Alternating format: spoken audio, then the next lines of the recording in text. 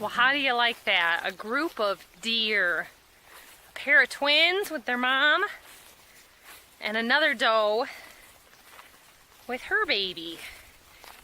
Husband texted me a message from the house to come and see the deer because he is out here in the hayfield. And behind me over there, I showed a little snap of that, is my new apple orchard. And we've been building an electric fence around it, and I don't have the charger hooked up yet. So I wanted to come out and check on the trees anyway and see if they need a drink of water. It's getting a little hard to come out here and do that. So if you've never heard the term, make hay while the sun shines, this is what it means. It is warm and nice. They threaten rain on the forecast every couple of days and it doesn't happen. Unfortunately, the grass is very dry and the alfalfa is very dry, and when it gets dry, it seems like the crickets and grasshoppers really go after that. So if you don't get it harvested and get your hay in the barn, they are going to eat everything off it and leave you with nothing but stems on that alfalfa. My bees are relying on that pollen, so we are out here working hard, making hay while the sun shines, and they're forecasting rain again tomorrow. Heavy rains, it says. 30% chance at 10, raising up to like 65% by 5, 6 o'clock. So everything that he has hay raked today, he cut yesterday. As you know, we work every day. He works off the farm and on the farm. And it's farming season, so he is busy hauling that fuel oil out to everybody else. All those other farmers need him there with the delivery. So we've got all this hay raked. We've still got a lot up here at the road front. I went to town the other day and I told him everyone on that road must think we're a bunch of lazy drunks or crazy people because you can't tell anything that we've been cutting because he comes in on an angle here and then goes along the back part of the field. And we've been taking out, 300-400 every time. And this has been through stack wagon problems, baler problems. He needs to move a hay elevator for me so that I can get them unloaded because we came out with the old hay wagons. We have filled up semi-trailers, come out here, 90 degrees, 93 degrees, made piles through here. The kids have been great troopers through all of this. But if it ends up being like last year, we got to have that hay up in the barn. And last year, because we did the combining, we didn't have that first and second cutting. All of this field was just one cutting. Parts of it, I think he did a second cutting, but I know this nicer stuff up by the creek, it gets a lot of shade, so it grows really well. It just does amazing. But anyways, I told him I went to town and I came up this way, and boy,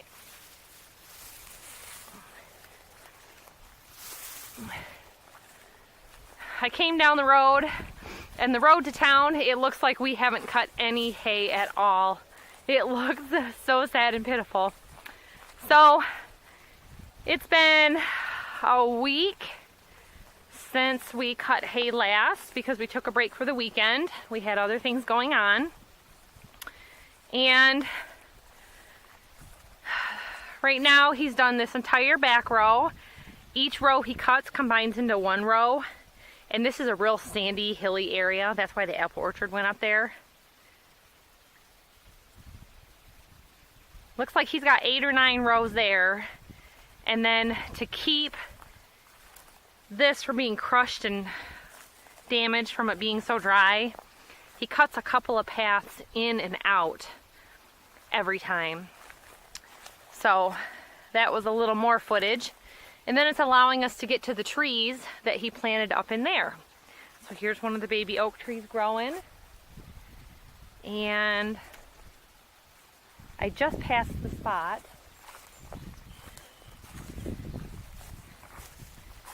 This area here, you can see we had round bale sitting here, and I had come out to reseed it with the boys this spring. We made a video about that. Murdoch emptied an entire bucket in about a 15-foot area. It was so funny. But the stuff that he seeded has been doing so good. And the rest of the field, the clover's just now starting to come up with a second cutting in the first area. And in this area here where there's grass and in this area here where there's the grass and alfalfa, the clover hasn't come up at all, and now the grass is all turning brown. It's very mature. Fine for those cows. They're not so fussy. I lost my row. Okay, so here's areas of it. I see a lot of ragweed growing. Here's this patch. Every step you take, those grasshoppers just go.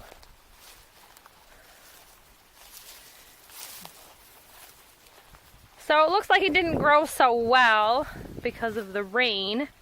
The grass is brown in it. There's some grass. It's a lot of ragweed.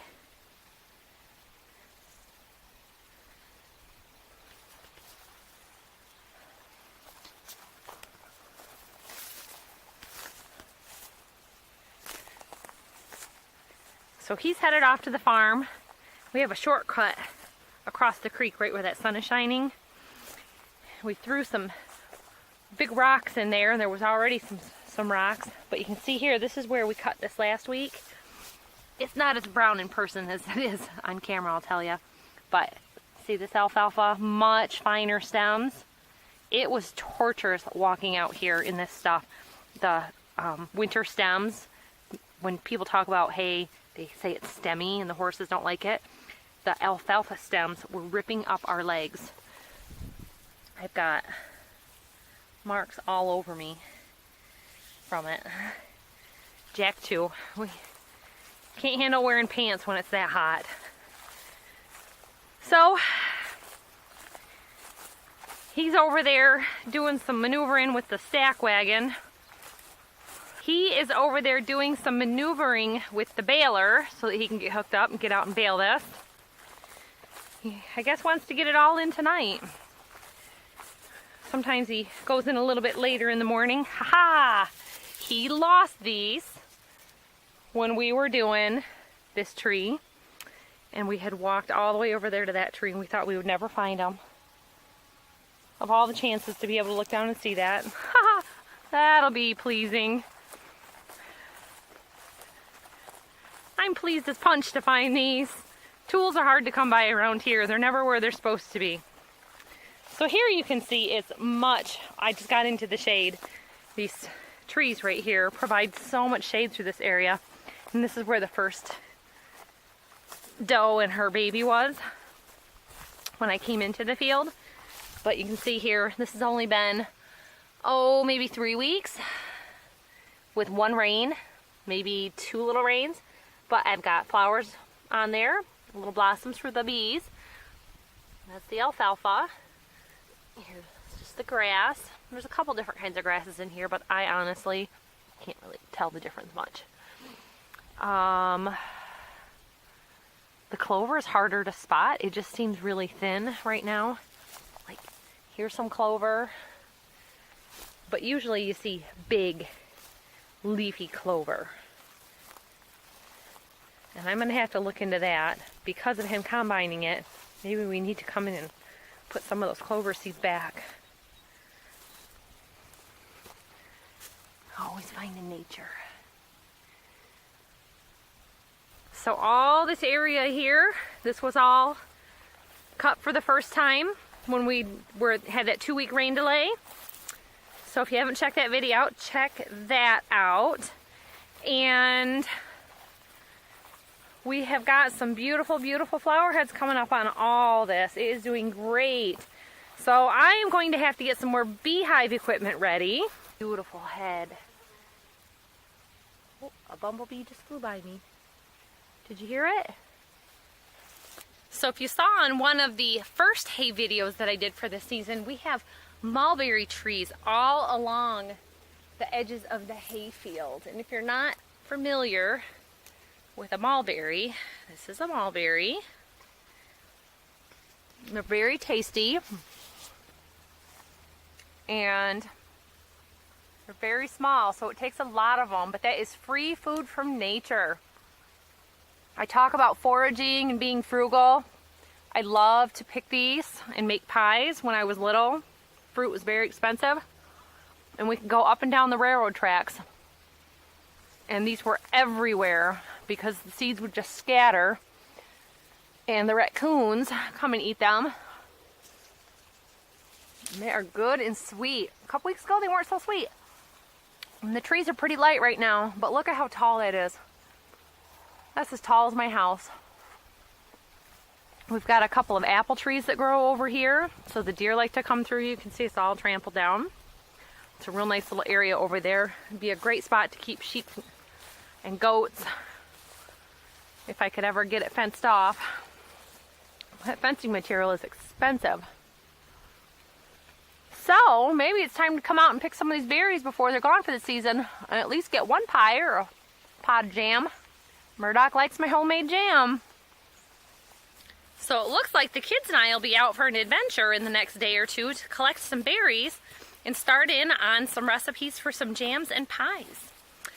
I like those little baby deer. I always like to go out and see that. So I am headed back. I got across the creek. So one of the things I wanted to point out about our hay, now that I've got it all done, look at that. This hay elevator runs off the hydraulic. It does not have a separate gas engine or electric motor for it, but it also only runs off of hydraulics. It doesn't run off of PTO, making this a much safer hay elevator option for anybody, especially with children around, because the other hay elevator that he took away last night with the bad wheel has to run off the PTO also. Now locally, there was a young Amish girl that was caught up in a hay elevator a year or two ago, and unfortunately she was killed. We highly stress farm safety with our kids to make sure that everybody is where they're supposed to be at all times.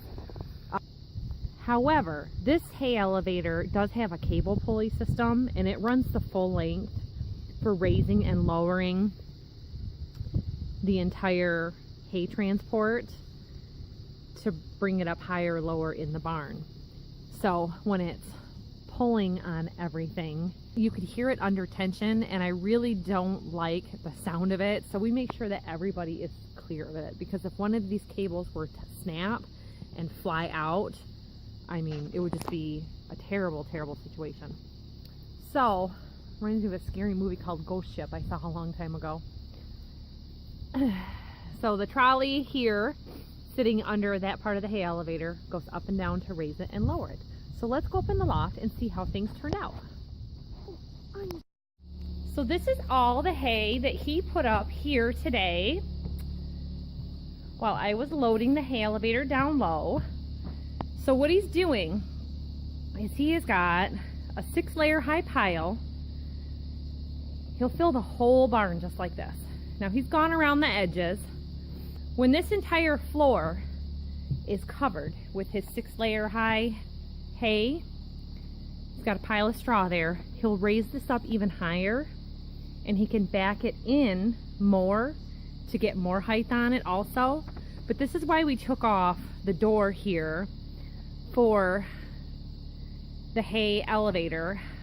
The original system of the hay trolley and the claws that they use, these are also called hay mows. It's spelled H-A-Y-M-O-W, one word. So hay lofts were called hay mows, and they had these big claws that would go down. A horse would pull it, and through the pulley system, it would be able to bring the entire pile up here to the loft. Now they just call them hay lofts.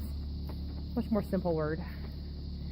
So we are able to raise this up and add more and more layers all the way up here.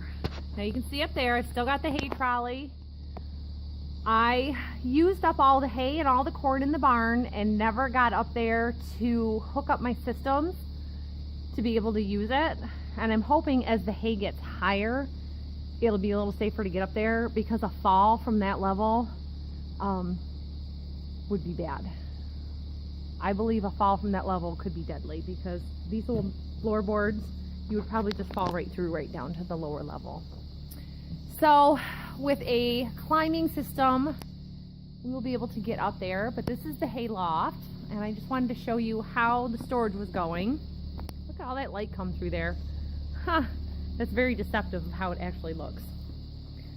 So the loft over the pigs is entirely empty. We were able to use all this up at the very end of spring, and this is all the hay that I brought in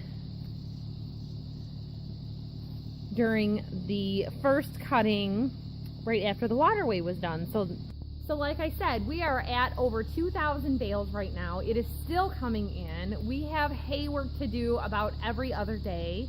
Today they are threatening rain at 35 to 45% with up to 50% later on in the evening. So we're gonna kind of take it easy, and I'm starting in on another project. So join me in my next video. Thanks for watching, everybody. Remember to hit that like button and hit that little bell for notifications down below. We'll see you next time. Bye-bye.